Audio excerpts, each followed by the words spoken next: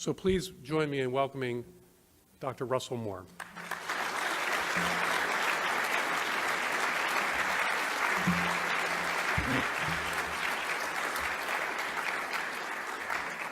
Well, thank you. It is a great honor to be here. Thank God for First Things. And I would say, while I do doubt there's anyone in this room that doesn't subscribe to First Things already, I hope that you would buy a gift subscription to your member of the clergy, because we're going to need the clear, convictional, rational voice of First Things for a generation to come. I'm an heir of Bible Belt America, and also in many ways a survivor of Bible Belt America.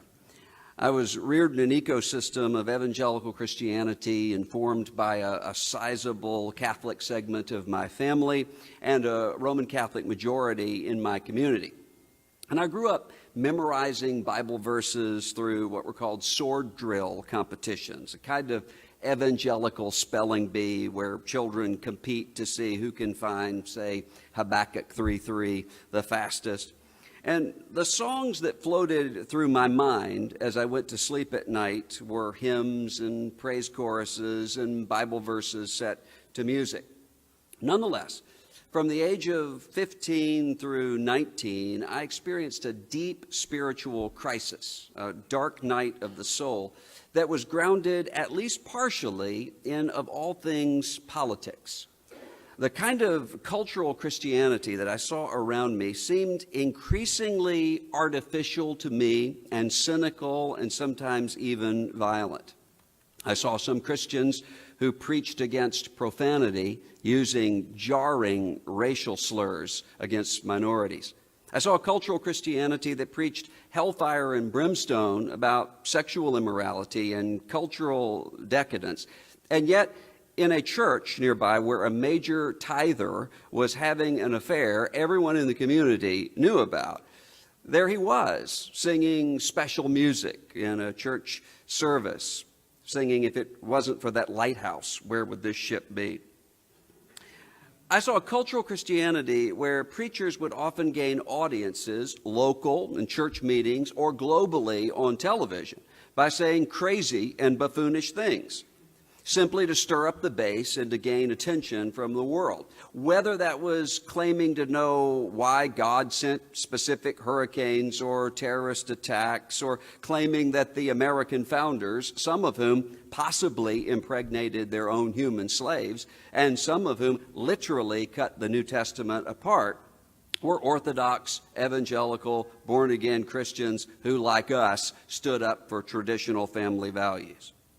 I saw a cultural Christianity that was often cut off from the deep theology of the Bible and enamored with books and audio sermon series tying current events to Bible prophecy, supermarket scanners as the mark of the beast of Revelation 13, Gog and Magog as the Soviet Union during the Cold War, or later Saddam Hussein, or later Al-Qaeda, now perhaps the Islamic State, as direct fulfillments of Bible prophecy. And when these prophecies never came through, these teachers never retreated in shame. They simply waited to claim a new word from God and sold even more products, whether books or emergency preparation kits for the Y2K global shutdown and resulting dark age that the Bible clearly told us would happen. And then there were the voter guides. A religious right activist group from Washington placed guides in our church's vestibule outlining the Christian position on issues. And even as a teenager, I could recognize that the issues chosen just happened to be the same as that year's talking points from the Republican National Committee. Now, on many of these issues, there was a clear Christian position on, for instance, the abortion of unborn children and on the need to stabilize families. But why was there a Christian position outlined on congressional term limits and a balanced budget amendment and the line item veto? Why was there no word for people in the historical shadow, in the direct historical shadow of Jim Crow, on racial justice and unity? I was left with an increasingly cynical feeling that seemed to be an existential threat to my entire sense of myself and the world, that Christianity was simply a means to an end, a way to shore up Southern honor culture, to mobilize voters for political allies, and to market products to a gullible audience. I was ready to escape, and I did. But I didn't flee the way that so many have, through the back door of the church into secularism. I found a wardrobe in a spare room in England that delivered me from the Bible Belt back to where I started, to the Lion of the tribe of Judah. I'd read The Lion, the Witch, and the Wardrobe and its sequels as a young child, and I found something solid there. As the other Inklings knew, Narnia wasn't great literature. It wasn't a carefully constructed myth as Middle-earth was.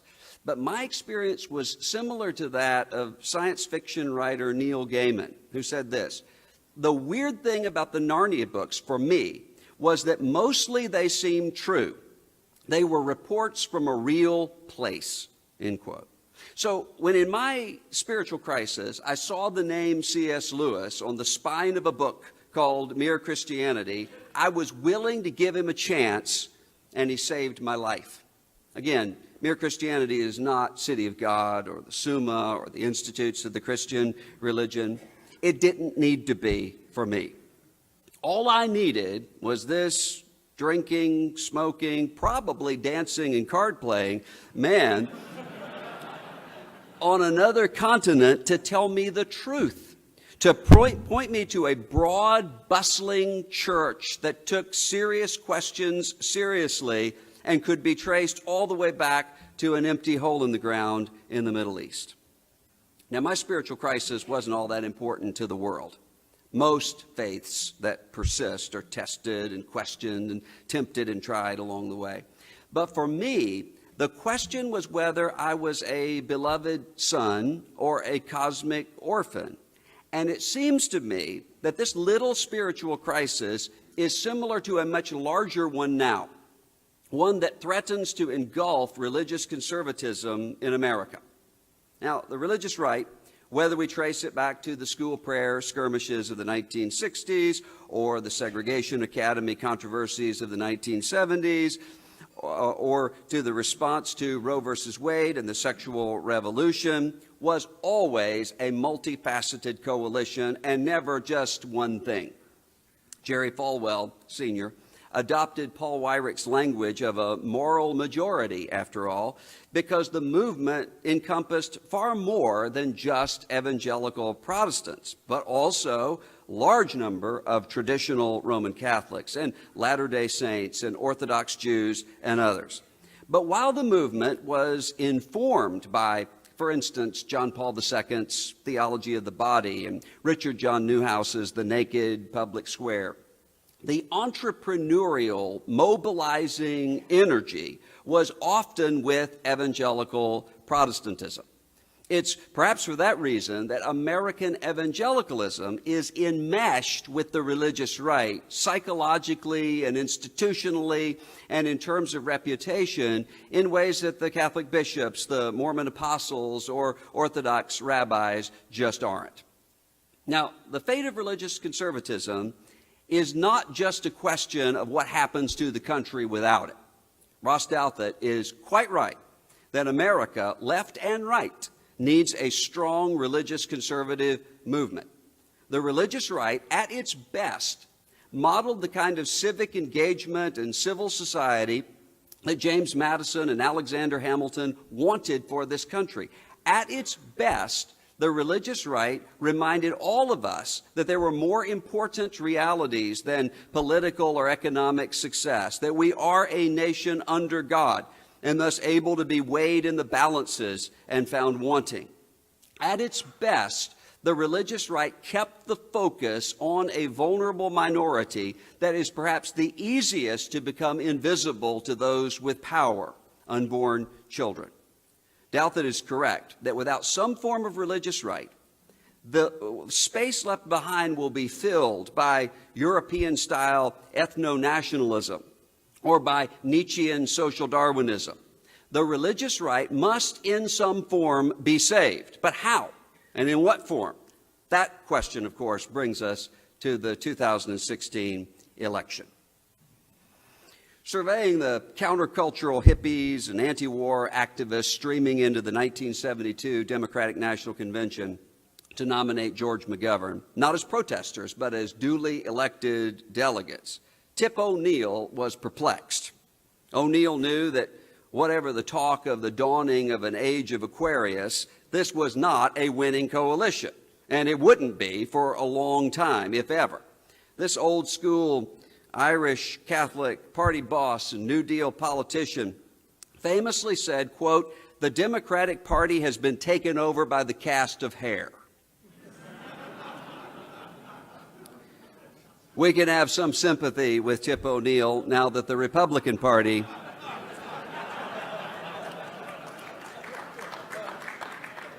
has been taken over by the cast of The Apprentice.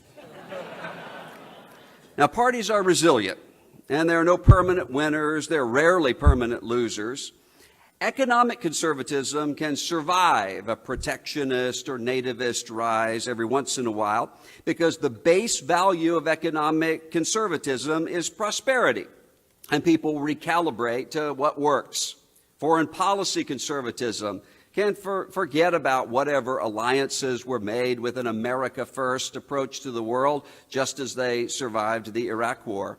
Because foreign policy conservatism is accustomed to dealing, when necessary, with contradictory and sometimes morally dubious allies. For religious conservatism, though, the aftermath of the 2016 election may well be quite different. The reason for the existence of religious conservatism is, after all, about moral formation, about family values. For some, the trauma of 2016 will be healed easily. I understand the sort of evangelical or Roman Catholic who, looking at these choices, believes that he must make a lesser of two evils approach, though one bracingly honest about the moral catastrophe involved. I understand that, even though I don't accept the argument. With much of the institutional matrix, though, of the old guard, religious right, political activist establishment, though, much more than that has happened. The crisis before us now is that of a religious right political establishment that often has waved away some of the most repugnant aspects of immorality, from calls for torture and war crimes to the embrace of an alt-right movement of white identity, ethno-nationalists and anti-Semites, to the kind of sexual degradation of women we could previously avoid by simply not choosing to listen to Howard Stern on the radio or to subscribe to Hustler magazine. Some of these, mostly evangelical political leaders, have waved away misogyny and sexually predatory language as locker room talk or macho behavior. Some have suggested that their candidate has never claimed to be a choir boy, thereby defining deviancy down, in Daniel Patrick Moynihan's language, to such a degree that respect for women and respect for the vulnerable and respect for sexual morality seems infantile and unrealistic in their painting of it. One said that his support for the candidate was never about shared values anyway. Others suggested that we need a strong man and implied a strong man unencumbered by too many moral convictions in order to fight the system and save Christians from a hostile culture. Some Christian political activist leaders said that those who could not, in good conscience, stand with either of the major party candidates this year were guilty of moral preening and of putting our consciences before the country, sometimes even putting the words conscience and witness in scare quotes worthy of an Obama administration Solicitor General. It is not as though we were not prepared for the sorts of questions that we have faced this year. Richard John Newhouse warned us about the consequences of a national acceptance of a public loss of character, during the scandals of the previous Clinton administration. Newhouse, a priest but no choir boy, knew that roguish politicians and leaders will always be with us and had been with us often in the past. The difference is that our intellectual leadership, the media and the then mainline churches, as he put it, quote, did not tell the morally slovenly sector of the electorate that they were right in their indifference to character, end quote. Newhouse knew that what was new was not the presence of sin, but the loss of a sense of shame. As he put it, quote, the most hopeful thought is that enough Americans have learned from this experience, the Clinton scandals, never again to entrust the presidency to a person of such reckless habits and suspect character. But that hope comes with no guarantee, end quote. Father Newhouse was certainly not alone. Jerry Falwell, the elder, called for both President Clinton and New York City Mayor Rudy Giuliani to step down from political office, since their marital infidelities disqualified them from the office, and as he put it, quote, lowered the moral bar for political office holders in America, end quote. We were told by these leaders that we should not put practical considerations, as important as they may be, above objective, moral, transcendent standards. Don't vote your pocketbook, we were told, vote your values.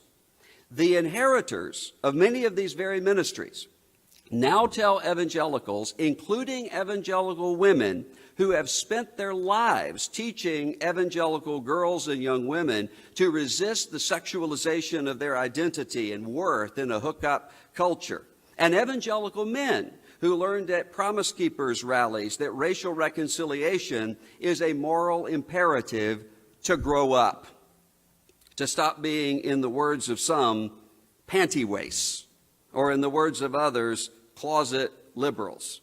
The people who warned us to avoid moral relativism now tell us that we should compare our choices not to an objective moral standard, but simply to the alternative. And the strategy is working. Public polling now shows that white evangelical Christians have shifted their views markedly on whether personal character is relevant for public leadership.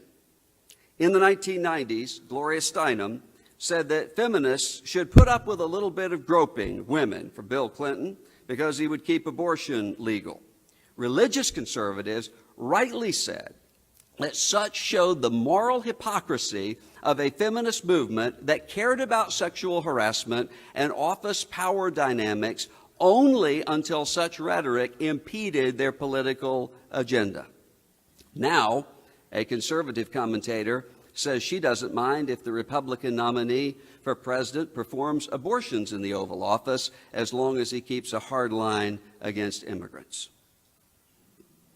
To fight the Clintons, some tell us, we must learn to be able to parse what the meaning of the word is. To keep the moral fabric of America intact, some have suggested we must learn to manage, like an Arkansas state trooper of old, the consequences of our leaders' appetites, while encouraging everyone to get real and move on. Reinhold Niebuhr, the great proponent of Christian realism, was right when he wrote, quote, it is a terrible heresy to suggest that because the world is sinful, we have a right to construct a Machiavellian politics or a Darwinian sociology as normative for Christians, end quote. Now, the question of moral credibility is a real one, but moral credibility is not the most traumatic wound that we face in 2016. Some evangelical Christian leaders have pronounced a self-described unrepentant man as a, quote, baby Christian.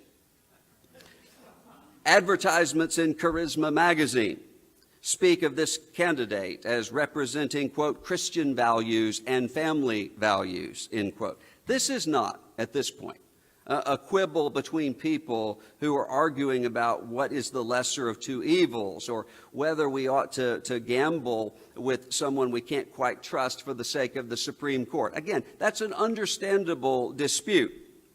This is a question of the very definitions overheard by our mission field of the questions of what is the gospel itself and what does it mean to be saved or lost. In the 20th century, a fundamentalist leader once defined a compromising evangelical as, quote, a fundamentalist who says to a liberal, I'll call you a Christian if you'll call me a scholar, end quote. It seems now that we have some evangelicals who are willing to say to politicians, I'll call you a Christian if you'll just call me. Gary Wills, one of our fiercest critics, said of evangelical engagement with politics that the problem is that it was never evangelical enough. Quote, the problem with evangelical religion is not so much that it encroaches on politics, but that it has so carelessly neglected its own sources of wisdom. It cannot contribute what it no longer possesses, end quote. That may or may not have been true when Wills wrote those words, but who can ignore the fact that this is the challenge before us now? 2016 has not created anything new. 2016 has simply exposed some pre-existing points of tension within religious conservatism, especially within the evangelical Protestant wing. Now, if we define the religious right as simply those Orthodox religious people who hold to conservative positions on the values questions of the right to life, the definition of marriage, the goodness of tradition, the freedom to believe and practice one's faith, then the religious right is alive and well, despite the mythology of an ever-secularizing, omni-progressivizing, Hegelian spirit force at work in the world around us. Evangelical seminaries are thriving, where mainline seminaries are collapsing. Evangelical church planting movements in North America and around the world are flourishing. And these Christians, these younger evangelicals, the next generation of evangelicalism, are not liberalizing. Sociologist Rodney Stark is correct when he demonstrates that the data show that younger evangelicals are, in fact, more concerned about, say, environmental protection than their parents and grandparents were. But they are just as conservative, and in many cases more so, on issues of human sexuality or family definition or the need to protect unborn children and their mothers from violence. If, though, we define the religious right in terms of professional political activist gatekeepers, then yes, there is a problem. The religious right establishment is one big Wittenberg door with an ever-expanding target where a nail should be. The movement's institutional matrix seems increasingly exhausted, resentful, and at war with its own future. The internal family conversations about the brokenness of these movements and institutions were kept quiet, waiting for the inevitable generational transfers that could allow new starts. Those internal conversations were like a WikiLeaks email made cringingly public by the 2016 presidential campaign and the role of the institutional religious right in it. For some, the trauma of 2016 is the moral quandary of their feeling no choice but to support, as the lesser of two evils, a man they've heard to employ racial invective and demagoguery and boasting of sexual assault and other issues. I understand, again, why some, including some devout religious conservatives, would argue that they recognize the moral and temperamental unfitness of such politicians for office, but cast the ballot for them as a protest against, for instance, the very real perils of a Supreme Court increasingly hostile to even the most basic religious freedoms and constitutional restraints. While I disagree with such religious conservatives about whether those consequentialist ethical trade-offs are right or prudent, they are not provoking the crisis that we face today. The election will soon be behind us, thanks be to God. But the divisions revealed therein will remain. The differences are largely between the lesser of two evils people and the conscientious objectors over what a vote is and what it means to approve of something objectively evil in a two-party democratic process. That's not the argument. The divisions remain at the part where the old-line religious right political establishment normalized this awful development all along. Some outright supporting it, some hedging their bets and whispering advice to this movement behind closed doors. And most of all, since religious conservatives were about the only group willing to defend morally some of this behavior when almost no one else would or could. The candidate did not give us this. This is a pre-existing condition. The religious right turns out to be the people the religious right warned us about. What's at stake here is not just credibility. What's at stake here is also the question of whether religious conservatives even want a future. United States Senator Lindsey Graham, South Carolina, said of the Republican Party, quote, "They aren't making enough old angry white people to keep winning this way," end quote. The difference between primary and general electorates is bearing that claim out once again this year. That's even more of an evident reality within the religious right. There are no 22-year-old John Hagees. And this is not because of liberalization. Next generation is packing into Orthodox confessional universities and seminaries. They're planting Orthodox confessional churches with astounding velocity. The evangelicals who are the center of evangelical vitality are also the least likely to be concerned with politics. Not because they're liberal, but because they want to keep a priority on the gospel and the mission that they do not wish to lose. The leaders that they read or listen to are also fairly indifferent to politics, at least publicly. Now, some of this is an overreaction, a theological overreaction. Millennials of whatever sort, secular or religious, tend to have strong conservative moral stands on at least one sexual revolution issue, divorce. They don't buy into the 1970s idea that divorce can be a vehicle of self-actualization and the kids will be all right. They lived through it, and they know better. But their avoidance of divorce can show up sometimes in a commitment to marital fidelity in their own lives, but sometimes it can show up in a refusal to marry at all. That same temptation is there politically. If one does not see the good of politics subordinate to other concerns, one will seek to avoid becoming just another political hack by disengaging altogether.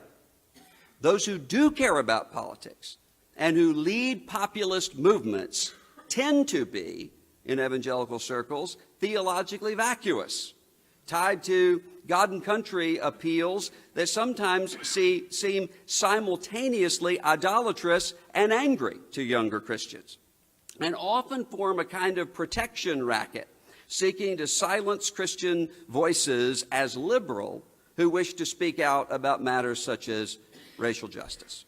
Can this change? Yes.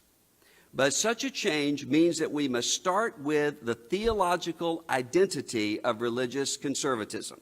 In the broad sense, of course, this is impossible. The coalition is, or must be, large enough that we will not share a common theology. To try to do so would be counterproductive. The various components and streams, though, of a religious conservative movement must be theologically defined, or we will lose the evangelical wing of this coalition, if not others. Now, the Roman Catholics have done this, in my view, very well.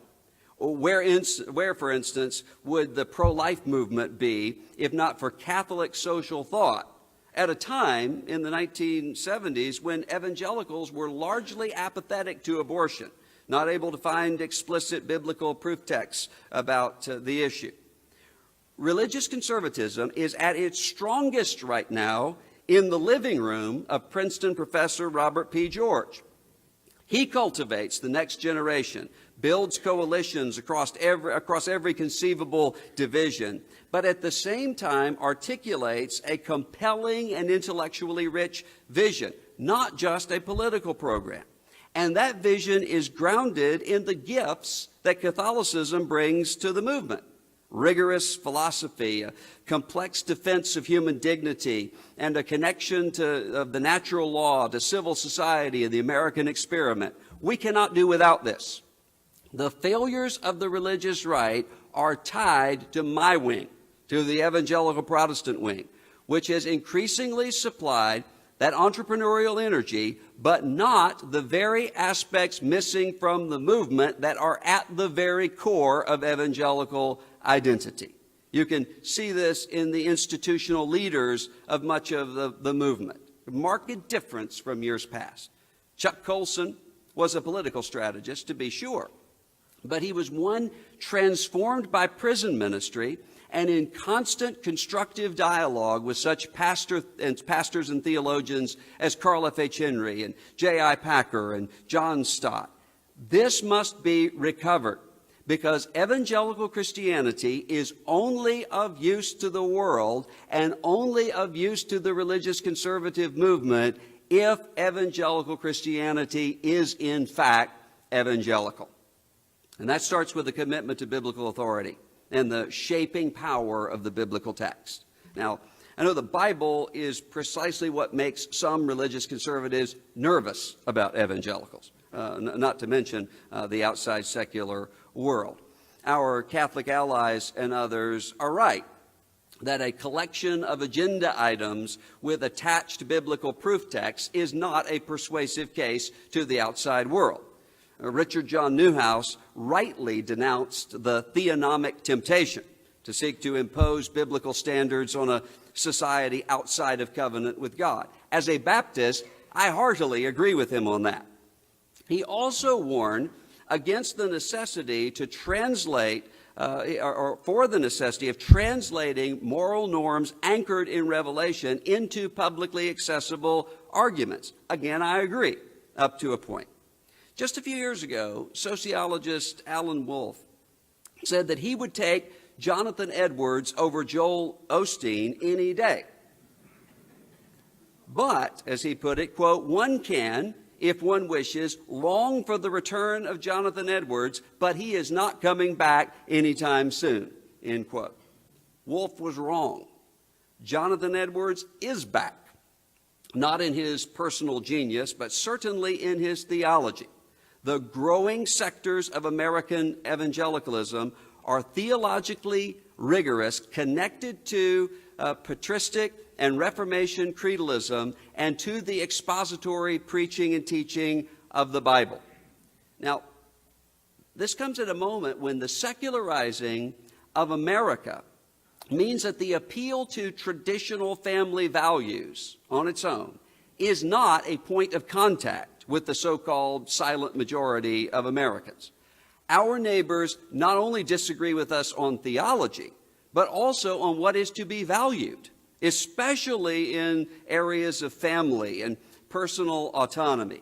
That even shows up in church life, those seeker, attractional evangelical churches that hide their crosses, minimize their appeals to Scripture, and translate their teachings into principles and life tips, are still large and influential, but they can only exist within the cocoon of the Bible Belt.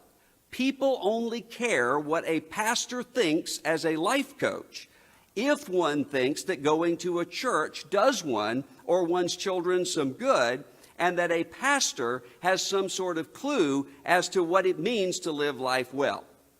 That is increasingly not the case. Even if one were to concede that demagogic populism is morally acceptable, and I don't.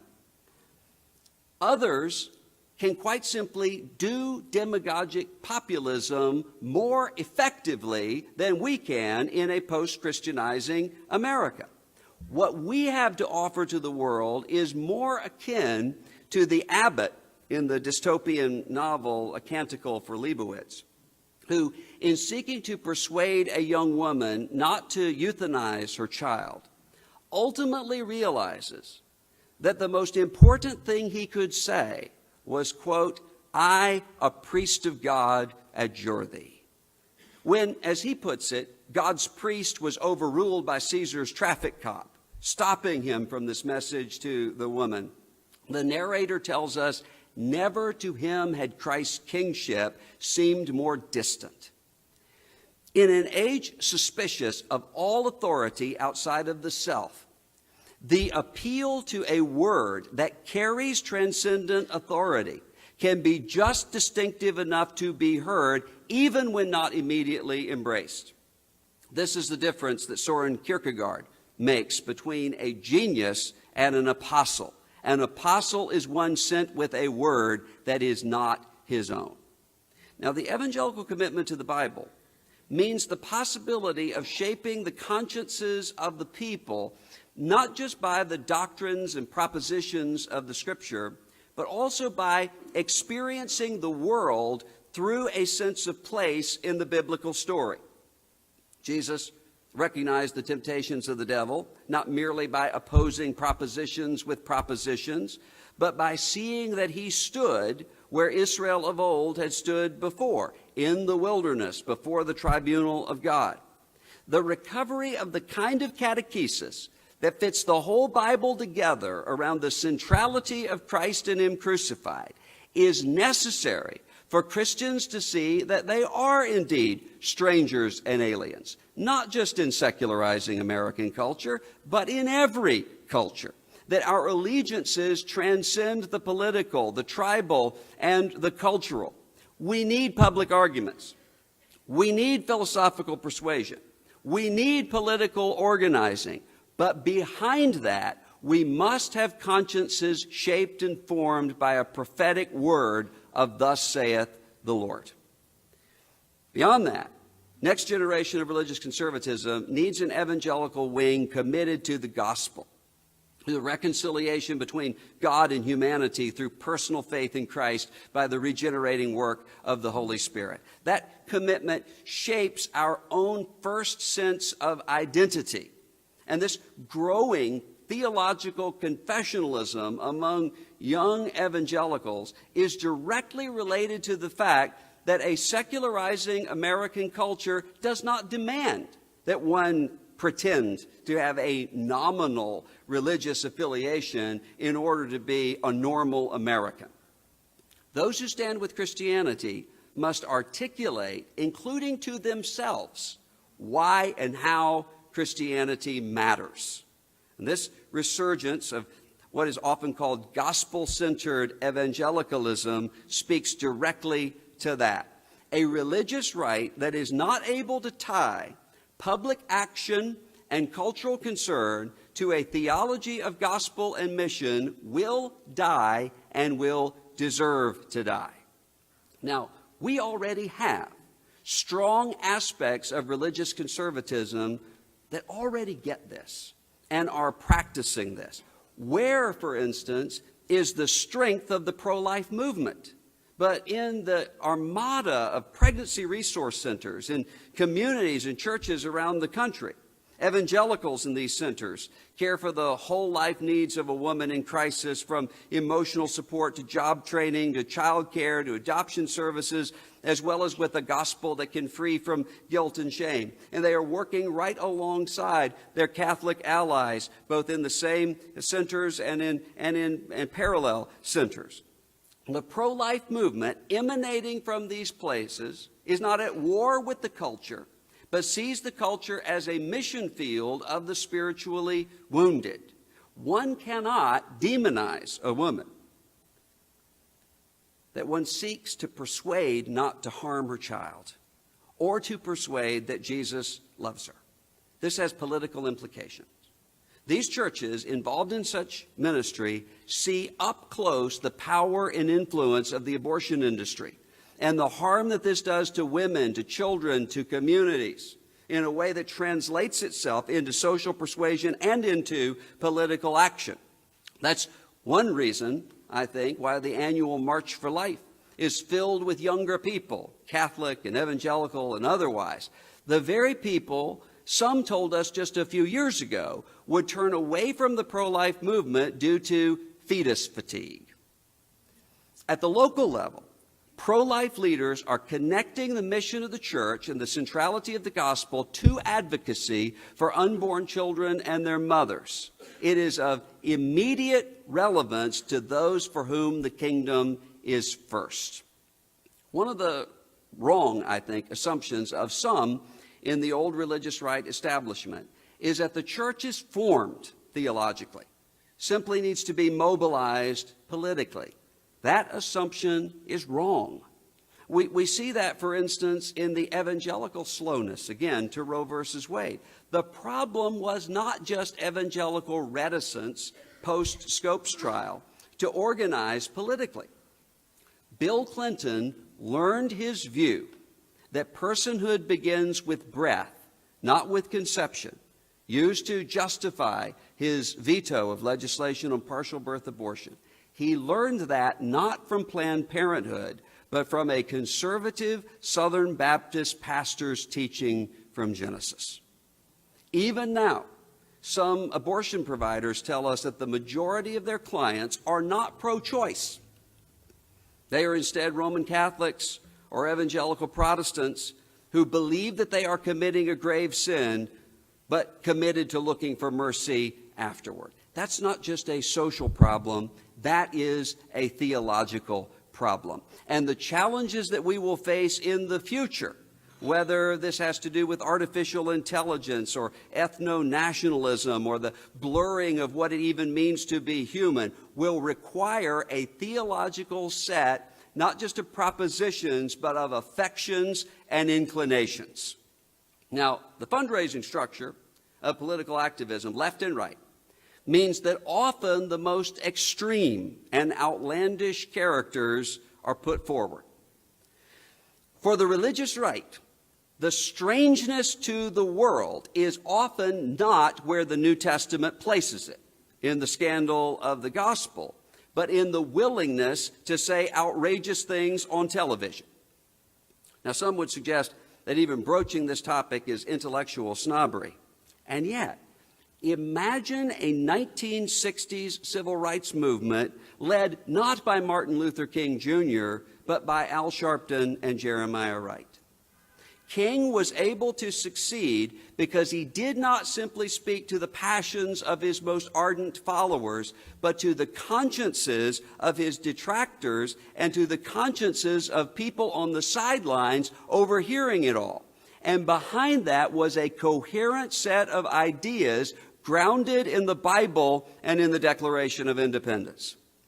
This coherent theological identity doesn't mean fracturing into sectarian silos. We ought to work with people with whom we have deep theological divides. I don't accept the Christology or the doctrine of salvation of the Church of Jesus Christ of Latter-day Saints. They don't believe that I am a member of an authentic church.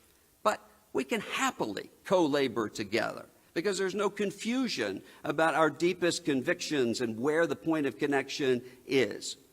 But when, for instance, prosperity gospel hucksters are received as fellow Christian leaders by evangelical Protestants, we have declared war on the gospel itself. Health and wealth prosperity theology, in its hard or soft forms, is not just another stream of historic Christianity. It is the old Canaanite fertility religion, except worse because it takes the name of our Lord in vain under the pretense of apostolic Christianity. Now, some would tell us that such concerns are overly scrupulous, since the gospel is powerful and it cannot be stopped. And yet the Apostle Paul, though reasoning calmly with the philosophers at Athens and with the ruling authorities on trial, spoke in thundering anathemas against false teachers who came to the Galatian church under the cover of an illusion of orthodoxy. He said, we would not yield to them in submission for a minute so that the gospel would be preserved for you. Moreover, some sectors of the old religious right institutional structures are simply too liberal for the next generation of evangelicalism.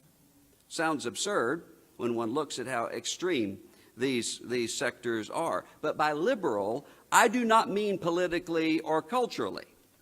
I mean what Presbyterian leader J. Gresham Machen warned of in the 1920s when he said that Christianity and liberalism are two different religions. For Machen, liberalism is when religion is used as a means to some earthly end, whether that end is defined as conservative or progressive. Christianity, Machen said, will indeed accomplish many useful things in the world. And he gave the example of unifying the nation, another example of fighting communism. Quote, but if it is accepted in order to accomplish those useful things, it is not Christianity. Often, religious right political activism from some sectors uses slogans from the biblical text in reference to the nation that are intended to the covenant people of God, coming to God through the mediation of Jesus Christ, and those considerations are seen as beside the point because the texts are useful, the slogans are useful. This is theological liberalism. The pretense of coming before God apart from the mediation of offered blood. When a religion is seen as a political agenda in search of a gospel useful enough to accommodate it, one will end up pleasing those who see the primacy of politics while losing those who believe the gospel. Nostalgia and appeals to the fact that we are losing our country can only work long term if one defines success in terms of the kind of cultural nominal Christianity that can be quite good for restraining some aspects of overt immorality, but is worse than paganism if there is, in fact, a hell. Likewise, the sort of apocalyptic language that presents every presidential election as an Armageddon, from whence one cannot recover, is the sort of theological liberalism that makes no sense in a religion in which Augustine wrote the city of God in the context of a collapsing Rome. Even at the level of pragmatic politics, such appeals leave a constituency cynical and burned over. The younger generation of evangelicals, sadly, and to the church's detriment, they hardly ever speak much about biblical prophecy. Why? Because they are exhausted by the hyperventilating of some evangelicals in the last generation over blood moons and red heifers. That is much more the case with endless appeals to act now or lose everything that prove not to be true in a world that is fallen and depraved, but also made resilient by the sustaining power of common grace and the grain of theology of creation itself. The theological liberalism of some aspects of the old institutional religious right also means that we must have more than a moral relativism in the areas of racial reconciliation and justice. When a movement is defined to varying degrees by cultural religion, what comes with that is often the idolatries thereof. That's not just morally wrong, that's self-defeating. Walker Percy warned us a generation ago that to talk about race in the context of Southern religion was to break what he called a gentleman's agreement. Percy said that the religion of the Bible Belt around him was not Christian, but was Stoic, infused with concepts of honor and tradition and virtue and kinship. And he said, quote, "And how curiously foreign to the South sound the Decalogue, the Beatitudes, the doctrine of the mystical body," end quote. In fact, Percy warned, the Southern Church did not apply its theology, and if it did not apply its theology to the original sin of American history, quote, "it runs the risk of becoming ever more what it in fact to a degree already is, the pleasant Sunday lodge of conservative businessmen which offends no one and which no one takes seriously, end quote. As the world faces still tides of racism and nativism and anti-Semitism, religious conservatism must lead toward justice and reconciliation, regardless of whether that means a rebuke to those who are our allies on other issues. White Christians, after all, are simply not part of the majority culture and never have been unless they define their primary culture as that of the United States of America. But we're Christians. If my first identity is part of the global body of Christ, then white middle-class Americans are a tiny sliver indeed of that culture. Moreover, the driving forces of Christian orthodoxy and spiritual energy are not white in any sector of Christianity. If left to some Western Europeans and North Americans, the Roman Catholic Church would become the United Church of Christ with better real estate. But there are the Africans and the Asians.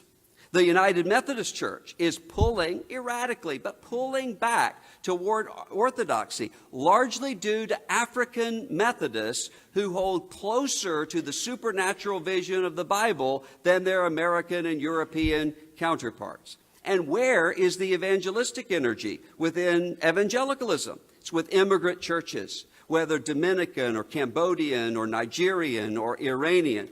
A religious conservatism that takes seriously the multi-ethnic nature of the church will be different in many ways from what we've seen before. We will not all agree on the optimal size of government or the economic good of tax cuts or on the death penalty. Black and Hispanic religious conservatives will expect, and rightly expect, their white allies to address issues uncomfortable for their constituencies, such as racial bias in sentencing, even as they are expected to confront their constituencies on issues often thought to be Republican, such as abortion and religious freedom. We might not all have the same solutions to, for instance, poverty, but we must all be engaging and talking about those issues. We might not all agree on how to fix the immigration system, but we cannot disagree on immigrants themselves as those who are created in the image of God and bearing the dignity that comes with that. That's all to the better. And it will strengthen religious conservatism even as it frees us from being just another partisan interest group. A religious conservatism that sees politics as important but not anywhere close to ultimate is necessary even for our public policy goals. Take the issue of religious liberty. Some in secular circles assume that an emphasis on religious liberty is merely a defensive move. Many on the religious right think the same. One pastor told me he's all for religious liberty, but wishes that we could do something, quote, more proactive rather than merely defensive, end quote. Religious liberty is not merely a defensive, reactive move. Religious liberty means a positive vision of the limitations of the state and the culture with a freeing of religious communities to carry on their work.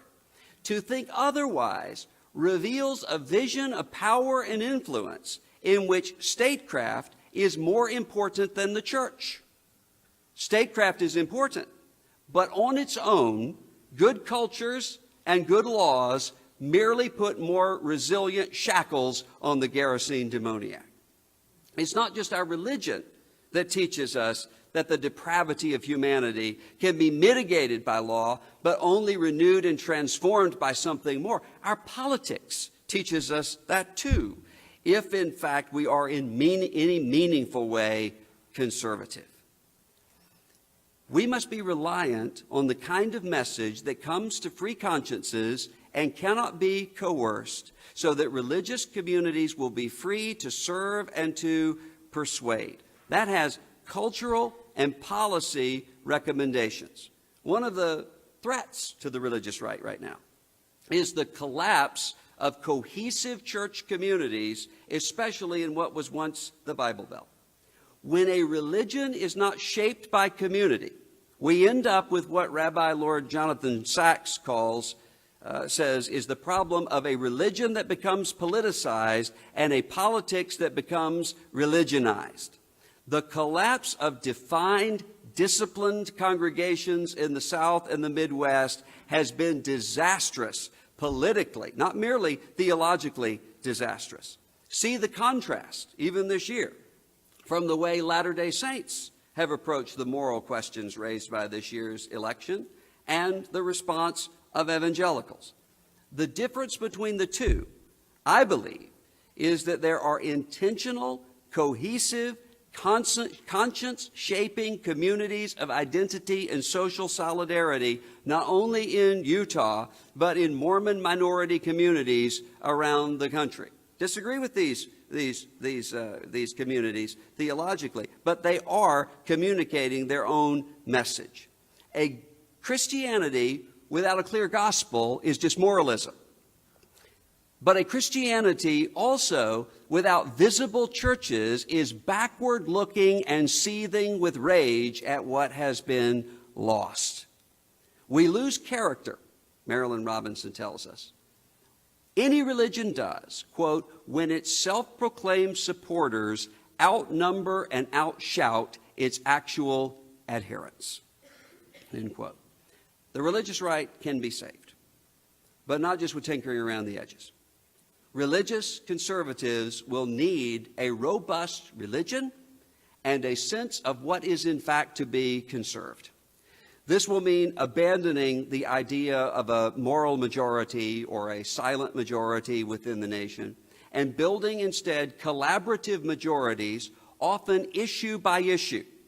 It will mean institutions that have the vision and the financial resources to play a long game of cultural renewal and persuasion, not driven merely by the populist passions of the moment. More than that, it will mean a religious conservatism that sees the church as more important than the state, the conscience as more important than the culture, and knows the difference between the temporal and the eternal. We will make mistakes. We will need course corrections. We will have to remind ourselves constantly that we are not inquisitors but missionaries, and that we can be Americans best when we are not Americans first. But we must always keep in mind that we are being overheard in our statements and in our silences. Somewhere out there, there's a young Augustine with pear-stained hands, a young John Newton with receipts for what he paid to own human beings, a young C.S. Lewis somewhere in a faculty lounge arguing against the existence of God, a young Chuck Colson with metaphorical tire tracks over his metaphorical grandmother in service to some politician. And there's probably a young 15-year-old evangelical kid whose name we'll never know, wondering if he's lost in the cosmos. The important question is not whether the religious right can be saved, but whether these people can be. The important question is whether the religious right will have for them that word above all earthly powers, which no thanks to them abideth. The important question is whether a people, defined by religion, have for the world good news. Thank you.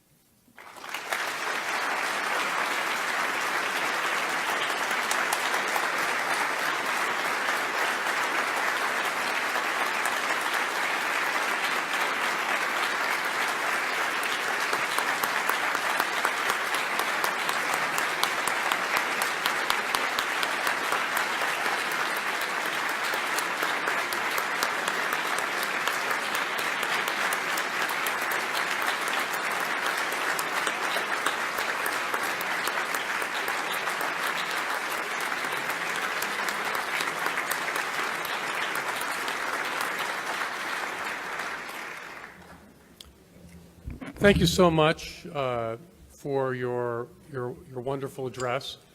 This is the traditional time when we get to take some questions from our, if you're willing to answer some questions from from our audience. I will recognize the questioner, and we do have microphones from our wonderful staff here at First Things.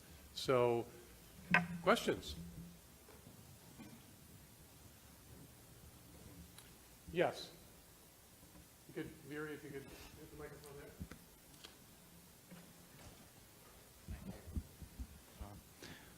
Thank you, Dr. Moore. First of all, thank you for being a solid voice, not just for the SBC, but for all the evangelical community and all that you've been doing recently. I appreciate it. I think anybody else in the community does as well.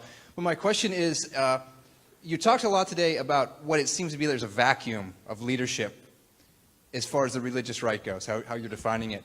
And in your definition of how the leadership has rallied behind a particular candidate who has certainly a lot of moral issues compared to the other candidate who has an equal amount, without prioritizing sin, I mean, I guess we're still equal. But I love the point that there's this leadership vacuum. And the question is, as Leslie Newbegin says, that the congregation is the hermeneutic of the gospel going forward. And we can't look backwards, we have to look forward and allow that gospel to be. And I think that that's kind of what your point is. But my question is, there's still the disconnect. How do we get that leadership? And then how do we get the correction that needs to take place down to the pastors and the church leaders and the congregations in order to move forward the way you suggest? Well, I think that's going to mean by having the people who lead us in the future be the very people who are reticent to lead us on issues of political activism. The people who have the theological resources to do this are not the people who are enthusiastic to do it. And so the sort of energy that is taking place in other areas within religious conservatism needs to be applied to questions of political involvement and engagement. Here's the problem. When one is, for instance, trying to organize pastors and churches in Iowa or South Carolina before the Iowa caucuses or the South Carolina primary, the kind of pastor who is willing to endorse a candidate from the pulpit or to organize his people for the precincts in that state is not the kind of pastor that typically is going to be found almost at all within the next generation of evangelicalism. That is the easiest way, though, that politicians can go to be able to connect with people who are in conservative Christian communities. And so we need alternative institutions that need to be constructed in order to provide that bridge between what is happening within congregations and what is happening in the outside world. That's already starting to happen in multiple ways, but it needs to continue.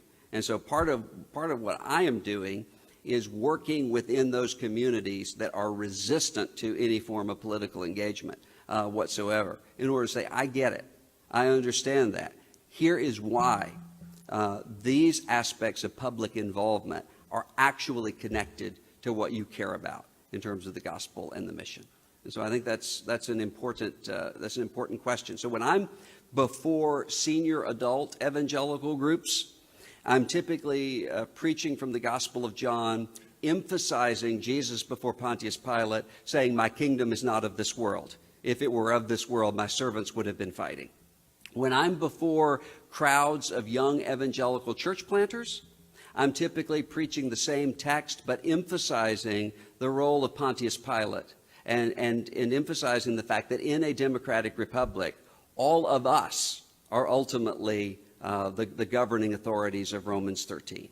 And so when you have a kind of church that doesn't speak to political issues at all, that church does not disengage actually from politics. That church becomes hyper-political.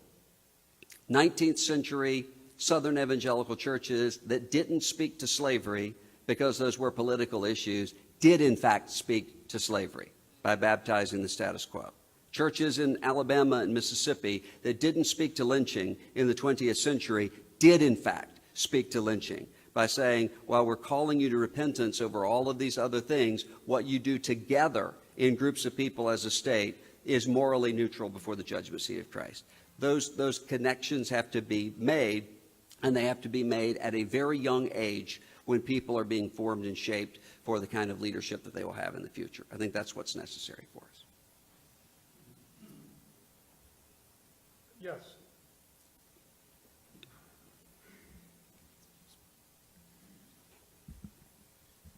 I think it's often the case that people find it easier to engage politically because they're explicitly invited to, and that everyone in this room is going to get a lot of emails about canvassing, donations, and phone banking in the next 2 weeks. I don't think I will, but maybe I will. What are things that everyone in this room can do on that scale of in the next 2 weeks before a revolution, before new institutions are founded, to, share God and share love with other people who differ politically or are more liberal or not Christian, but really in the scale of the next 2 weeks or even tomorrow? What would be some of the most helpful, concrete things to do? Well, I think that it's sometimes people say, what can we do immediately right now before the next election? And even when that sort of conversation was being had last year, I don't think this is something you can ramp up and get done in 6 months, much less 2 weeks. What I would say is, if every conservative Catholic or conservative evangelical or conservative Orthodox Jew read Jonathan Haidt's The Righteous Mind in order to understand how people hear moral arguments, it would go a long way in terms of what we're attempting to do. Because the easiest thing for us to do, and this is the case from the left to the right, is to simply speak to our constituencies. This is why we're opposing the people that you oppose and send us more checks. But at the local level, when people start to understand why people believe the things that they believe, why people simply filter out certain aspects of information and prize other things, that goes a long way, I think, in forming the kind of persuasive arguments that we're going to need.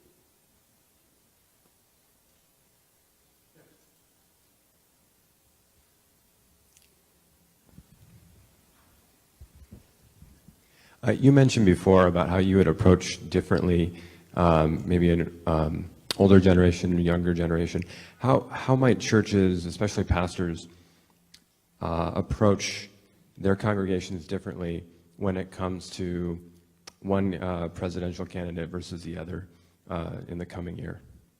Well, that's a good question. I think that the primary way is by asking, what is the potential damage that is being done to the consciences of people in my particular congregation?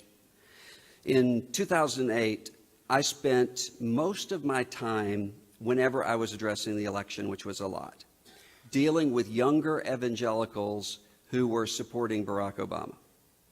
I wasn't supporting one candidate or opposing one candidate, but I was concerned by the kind of conscience that could say, abortion, we never get anywhere anyway on that with Republican presidents, and so let's simply set that aside and concentrate on other issues. I spoke to that directly and repeatedly because I saw something happening in the hearts of some of those people that would be very damaging, not only for the cause or for the movement, but for them, what is happening to them. This year, at least in my constituency, Hillary Clinton is not resonating with them. I can't think of a single evangelical who is publicly and enthusiastically supporting Hillary Clinton, although we had several with Barack Obama. Moreover, Hillary Clinton is not even pretending to speak for my people, anyway, within my wing of the church. And so my concern is much more with the sort of people who are willing to, again, baptize as either Christian or as on the way to Christian morality in ways that will ultimately be damaging to our witness. And so that's going to be completely contextual in terms of what is happening within your particular congregation. Sometimes you have both things happening at once, and you have to speak to that directly. But I think it means knowing your people enough to know what's happening to them in ways that are going to damage them long term. I mean, when I see the public polling data coming out right now, that evangelical Protestants in this country have completely pivoted on the question of whether or not personal character matters for public office, regardless of where they land in terms of going in and making a choice between candidates. That demonstrates a kind of public engagement that is driven by political alliances, not by moral norms. That's something that concerns me and will continue to concern me long after this particular presidential election is over. Let's take one more question. Why do you think it was relatively easy, I guess, for churches to be co-opted by the political forces in our country? I think because you had a number of things happening. One of them was you had many churches, at least, that were accustomed to being driven by pragmatic revivalism, at least within evangelicalism, a pragmatic revivalism that did not have deep theological roots whatsoever, and were already accustomed to being a part of populist movements in the religious sphere that could easily be translated over into the religious sphere. I also think, though, that there's a bigger problem that is happening within American life that also includes the churches. It's what David Brooks calls the arena culture, in which people find a sense of transcendent identity in either their sports teams or their political parties and movements. So that when my sports team wins, I win. I feel as though I win. I'm in an arena full of people who are cheering. And we've translated that into the political arena where my party, my candidates, my ideology is an extension of me in a way that has become almost sacralized in American life.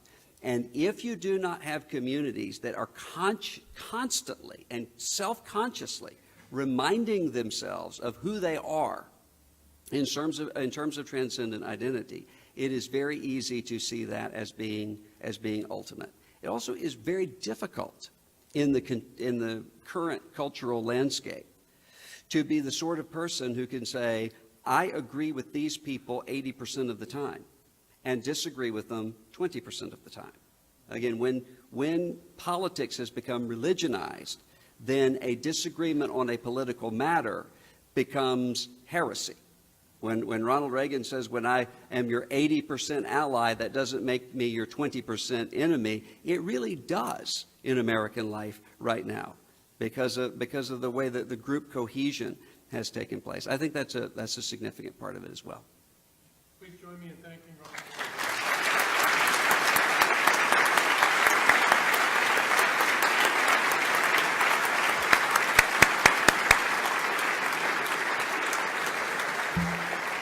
Thank you all so much for coming, and please subscribe to First Things Magazine.